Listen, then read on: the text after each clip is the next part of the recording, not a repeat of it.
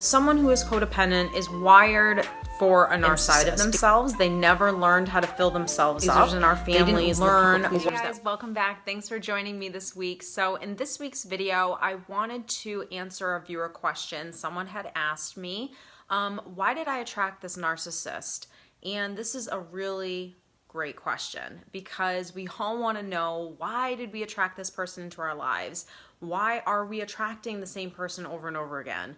Why are we attracting toxic or unhealthy people into our lives? And that's a great question because that means that you're taking responsibility for the fact that you played a part in that relationship. And that is so huge because we can't really stop attracting the same person over and over again until we realize, what are we doing that's causing us to be attracted to this person? So I absolutely love the self-awareness and I loved the question, so I wanted to make a video on it. Now, if you haven't already, don't forget to hit the subscribe button below and let's get right into this week's video. First reason why you attracted a narcissist is because most likely you suffer from codependency. So someone who is codependent is wired for a narcissist because the codependent has that empty void inside of themselves. They never learned how to fill themselves up. They didn't learn what self-love is. And so they look for validation outside of themselves. They look for people. They want to help everyone. You know, these are the people pleasers in our families and the people pleasers that we know. They just want to help and they give and give because they feel like, if I give you everything, that you'll love me, because I don't know how to do it by myself. I don't know how to really love myself unconditionally. And so if I help you, you'll give me love and that will fill me up inside. And a narcissist is the same way. They just do it slightly different. The narcissist has that hole or that void within themselves as well, and they're empty. And in order to fill themselves up, they need to know that people love them. Like, they need to feel that admiration. You can't ever hold a narcissist accountable for anything and tell them that what they just did actually hurt you, because in their eyes, they just want to be viewed as a perfect human being, and that will fill the void within themselves. And that's just very general statements, but I just wanted you to kind of understand how this dance kind of works.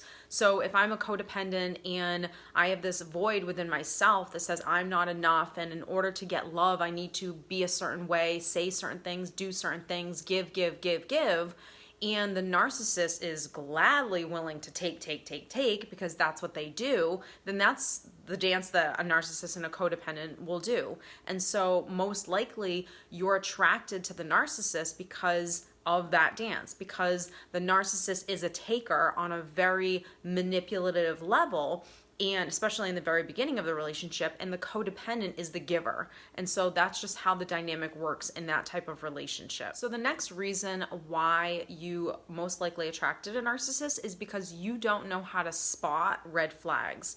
So some red flags are really obvious and they're almost, hitting us in the face, and others are not really that obvious. And if you neglect to recognize either of them, you're going to line yourself up for abuse, number one. Being able to spot a red flag is really huge. And like I said, some are very, very obvious.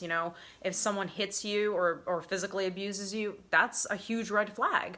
But if someone is emotionally abusive and they use manipulation and they test boundaries and they don't respect people's boundaries and they're gaslighting you and they're shaming you, these are things that, unless you're really educated on emotional abuse and these types of tactics, then you won't know when someone's actually doing them to you. So if you can't spot these little red flags, then you are going to be abused and you're going to attract a narcissist, because these are the tactics that they use to hook you in. And if you can't recognize these methods and these tactics, then you're going to be attracted to a narcissist because you're not able to spot their abusive behavior and you're codependent. So you're already seeking love from anyone and anything that you can get it to just fill yourself up inside, and that's not okay. We have to be able to spot when we see red flags in another person. And that kind of goes right into my next thing.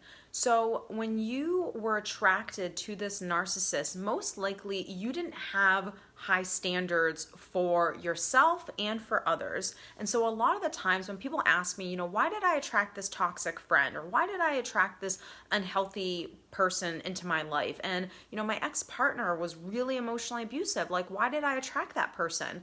The reason is, amongst other reasons that I'm going over, but another reason is that you didn't have standards in your life. So we're always teaching people how we want to be treated. We teach people what we're willing to tolerate and what we're not willing to tolerate. And if you don't really understand what self-love is, if you don't really know how to love yourself, if you don't have confidence in yourself to know that someone abusing me is not okay, and learning how to stand up for yourself in a healthy way and stating what your boundaries are and knowing how to enforce boundaries when people try to test them, you are going to be wired for abuse, because no one is going to treat you the way you're not allowing them to treat you. So if you don't have standards and you don't know how to enforce those standards into your life, then these things are going to happen, and you're going to always attract these people into your life.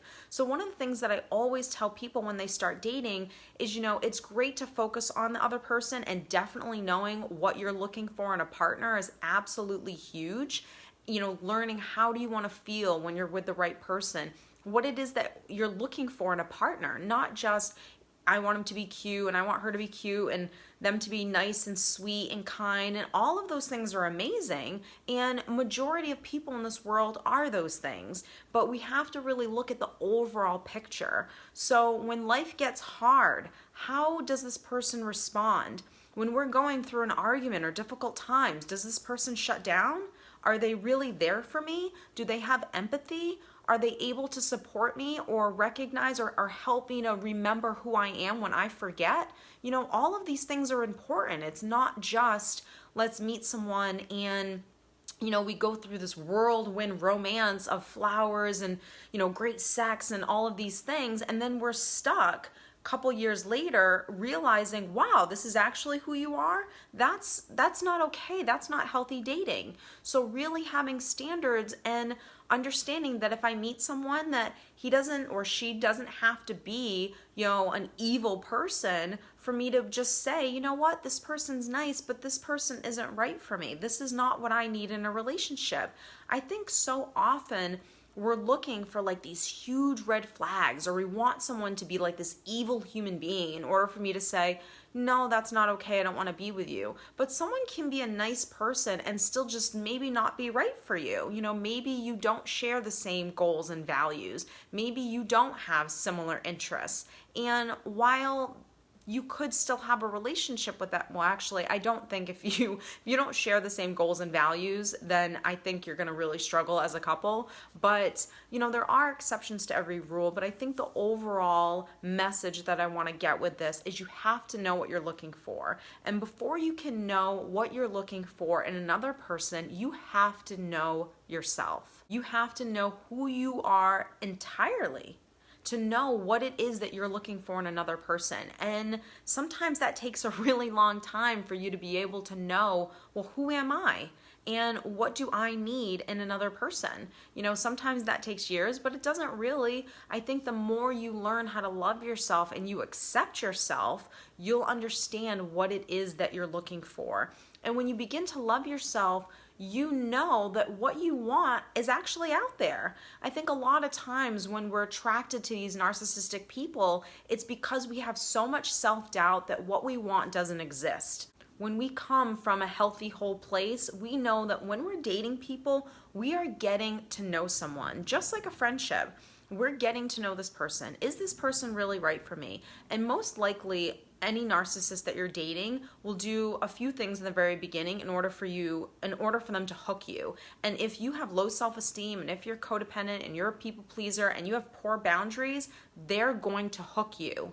So they're going to be overly romantic. They're going to be this Prince Charming or this amazing woman that you've always wanted to meet, this romantic love story type of a thing. And of course, that can happen. We all want a great person in our lives, but a narcissist will always rush a relationship. They'll always pretend to be this amazing human being, but as you're getting to know them, you see that their actions aren't matching up with their words. And if you don't, I'm going into my next thing, if you don't trust yourself that you can spot red flags and trust yourself that this person isn't right for you, you're going to be abused. So like I just said, trusting yourself is probably the biggest thing you can do. And aside from learning to really love yourself and having the confidence in yourself and knowing how to set boundaries and all of that stuff, that is so, so important, because that's the foundation of you teaching people, like I said, what you will and will not tolerate. And if you don't have that healthy sense of self,